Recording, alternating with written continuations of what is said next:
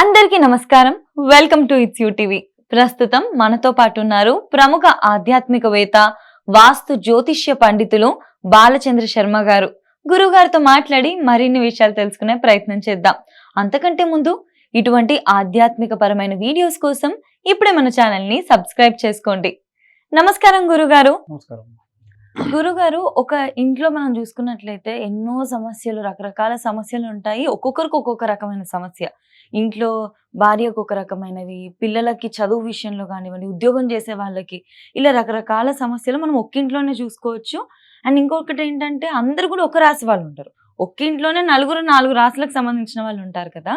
ఈ 12 రాశుల వారికి కూడా ఆరోగ్యపరంగా కానివ్వండి, ఆర్థిక పరంగా కానివ్వండి, ఉద్యోగ పరంగా, వ్యాపారవేత్తలకు కూడా చక్కగా జీవితంలో అభివృద్ధి కనిపించాలి అంటే ఇంట్లోనే వాళ్ళు చేసుకోగలిగే హోమాలు ఏమైనా ఉంటే తెలియజేస్తారా గురుగారు? ఖచ్చితంగా అండి.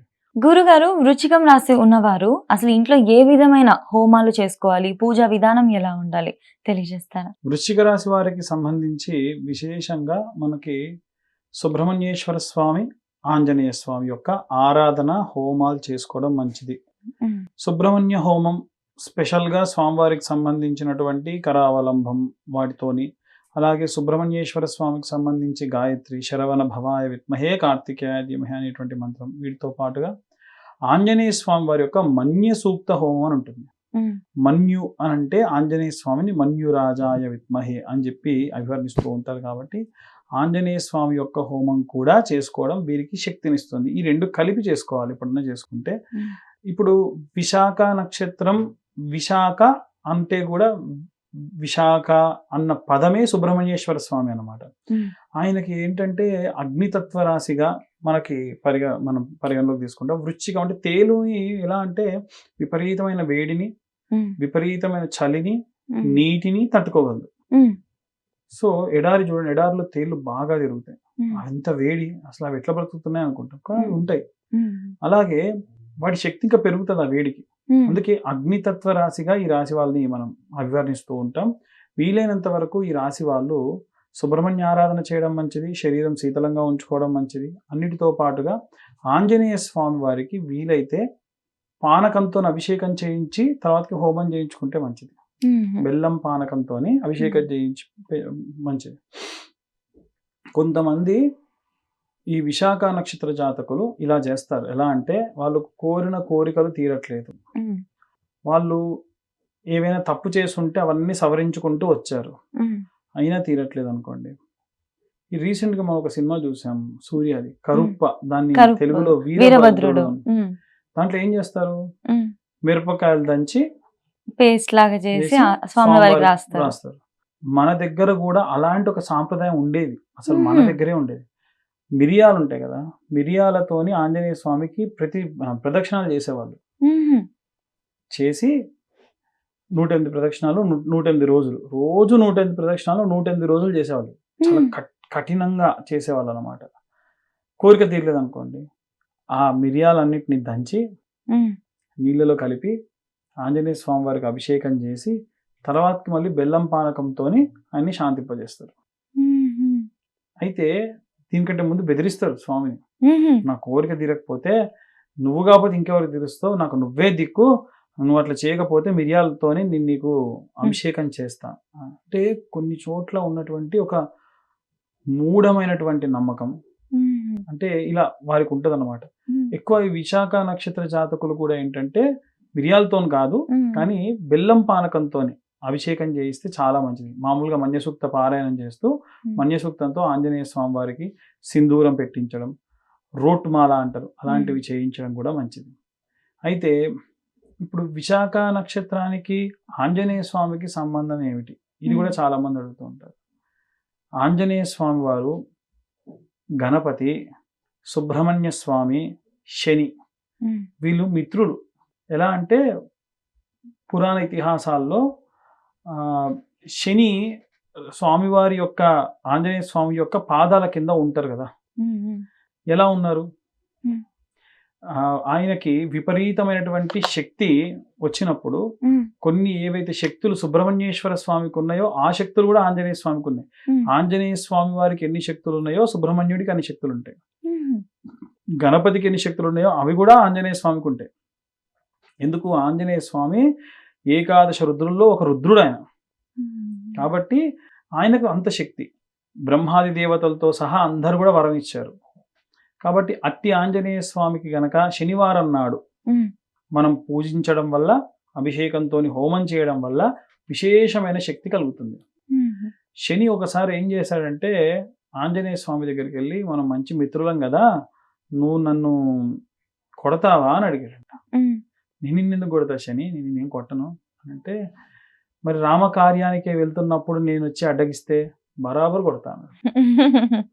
మరి నువ్వు లంకకు బయలుదేరుతున్నప్పుడు నేను నిన్ను పట్టాలి అని ఉంది, నేను నిన్ను వచ్చి పడతా అనగానే, నీ ప్రయత్నం నువ్వు చేయి, నాది నేను చేస్తా అని చెప్పి ఆయన వెళ్తుంటే, అలా వస్తున్నటువంటి శనిని తోకతో చుట్టి లంక నుండి భారతదేశం వరకు కూడా ఈడ్చుకుంటూ వచ్చాడు, ఆ సప్త సముద్రాల్ని కూడా. అందుకే శని శరీరం అంతా తూట్లు పడిపోయింది. ఎవరైనా సరే ఈ విశాఖ నక్షత్ర జాతకులు ఆంజనేయ స్వామి వారికి వెన్నె సింధూరం కలిపి రాసి ఆ యొక్క అభిషేకం, పానకంతో అభిషేకం చేసి, ఈ వెన్నెతోని సింధూరం రాయించి రోటుమాల, మామూలు వడమాల చేస్తారు కదా, రోటుమాల అని చేస్తారు, చిన్న అరిసెల్లా చేస్తారు. చేయించడం వల్ల శని దోషము, కుజగ్రహ దోషాలు కూడా పోతాయి.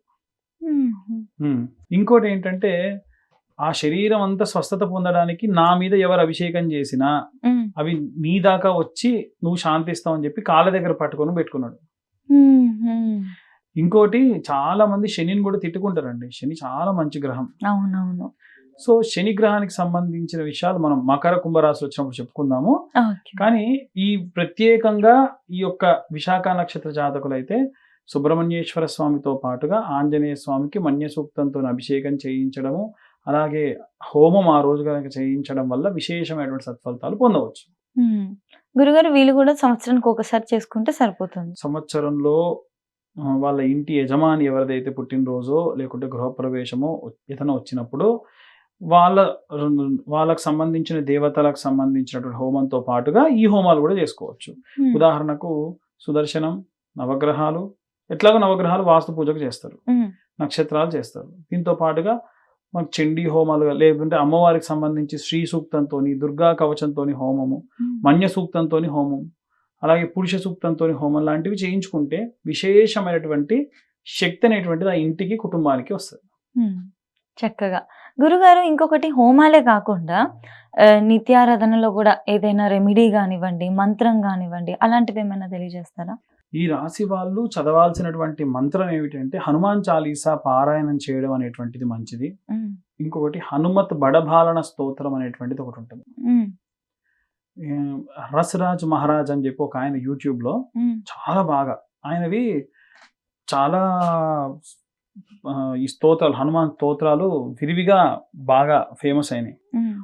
చాలా మంది వినే ఉంటారు. ఓం హం హం హం హం హనుమంత అని చెప్పేసి వస్తూ ఉంటది రీల్స్ లో, వాటిలలో చూస్తున్నప్పుడు. ఆయనే అనమాట రసరాజ్ మహారాజ్ ఆయన పేరు. ఆయన హనుమత్ బడభాలన స్తోత్రం అని ఉంటది. అస్య శ్రీ హనుమత్ బడభాలన స్తోత్రం అని ఆయన మంచి బేస్ వాయిస్ తో చెప్తారు. నిజంగా వాయిస్ కి మనం వింటూ ఉంటే, అబ్బా ఆంజనేయ స్వామి నా చుట్టూ ఎక్కడ ఉండడా అనిపిస్తుంది. బాగా వింటూ ఉండాలి. దాంట్లో కొన్ని బీజాక్షరాలు, మనకు ఎన్ని రకాలైనటువంటి దుర్దోషాలు పోవాలని కోరుతూ ఆంజనేయ స్వామి స్తుతిస్తాడు అంటే మన కోసమే ఆయన కూర్చొని చదువుతున్నట్టు ఉంటుంది. అది వినండి, చాలా మంచి శక్తి. ప్రతిరోజు ఒకసారి వినండి చాలు, అంతకు మించి ఏం లేదు. మీరు చదవగలిగితే నిత్యం హనుమాన్ చాలీసా పారాయణలాగా ప్రతిరోజు చదవండి, చాలా మంచిది. ఈ రెండు చేస్తే చాలు, ఇంకేమి చేయక్కర్లేదు. గురుగారు, ఈ హనుమాన్ చాలీసా చదవడం కానివ్వండి, ఇలాంటివి చేస్తున్నప్పుడు చదివేటప్పుడు మిస్టేక్స్ ఏమైనా వెళ్ళినా కూడా కొంతమంది భయపడతా ఉంటారు. విన్నా కూడా పర్లేదా, అప్పుడు అంతే ఉంటుందా ఫలితం అనేది? చదవడం తప్పు లేదు, తప్పు చదవడము తప్పు లేదు. ఫర్ ఎగ్జాంపుల్ చెప్తున్నా, చిన్న పిల్లవాడు అతను అమ్మ అనబోయి అత్త అని అన్నాడు అనుకోండి, అరే నా కొడుకు మాట్లాడాడు అని ఆనందిస్తారు తల్లి, తప్ప నన్ను అత్త అంటావు ఏంటని కొట్టదుగా. లేదు లేదు. మనం అందరం ఆయన పిల్లలం. మనం ఆయన స్తోత్రము, ఆయన చాలీసా చదవాలనుకోవడమే ఆయనకు ఆనందం. చదువుతున్న క్రమంలో తప్పు చదివితే ఎవరో ఒకళ్ళ రూపంలో, గురువుల రూపంలో, ఉన్న పురోహితుడి రూపంలో, అక్క రూపంలో, అమ్మ రూపంలో వచ్చి, నాన్న నువ్వు తప్పు చదువుతున్నావురా, నువ్వు ఫలానా చోట ఫలానా చదువుతున్నప్పుడు ఇబ్బందికరంగా కొంచెం ఒత్తి పలుకుతున్నావు, తప్పు చదవకూడదు నాన్న అని సరి చేస్తారు. అయిపోతుంది. అసలు చదవడమే ఎందుకు, నీ తప్పు చదువుతానేమో, ఇప్పుడు తింటే వామ్మో ఏమవుతుందో, కడుపులో నొప్పి లేస్తుందని పిల్లవాడికి అన్నం పెట్టకపోతే ఎలా ఉంటుందో, చదవకపోవడం అంతే తప్పు. కాబట్టి ఖచ్చితంగా చదవాలి. చదివితేనే మనకు ఉన్నటువంటి ఈ యొక్క దుర్దోషములు పోతాయి. హనుమాన్ చాలీసా తులసీదాస్ ఎంత గొప్పగా రచించారు. కాశీ క్షేత్రంలో ఆయన రచించినటువంటి రామాయణ గ్రంథాలు, హనుమాన్ చాలీసాకు సంబంధించినవి తగలబెడితే ఆంజనేయ స్వామి కాపాడాడమ్మా నా రామచరిత్ర అని. కాబట్టి రామచరితమానస్ ఇలాంటివన్నీ కూడా మనం చదవాలి. చదువుతుంటే మనకి ఇంకా ఇంకా ఇంకా శక్తి పెరుగుతుంది, ఆరా పెరుగుతుంది. ప్రతి రాశి వాళ్ళకి కూడా చెబుతూ ఉన్నాం, కుజదోషం సంబంధించి కానీ, వివాహం కానటువంటి వాళ్ళకి కానీ, సంతానానికి సంబంధించి కానీ, పితృదోషాలు ఉన్నా, కాలసర్పదోషం ఉన్నా, మేషరాశిలో మనం ఆ వీడియో చేసాం కొద్దిపాటు, అందులో చూసుకోండి కావాలంటే. దాంట్లో రెమెడీస్ కూడా మనం చెప్పడం జరిగింది. ఖచ్చితంగా గురుగారు చాలా బాగా వివరించారు గురుగారు. ధన్యవాదాలు.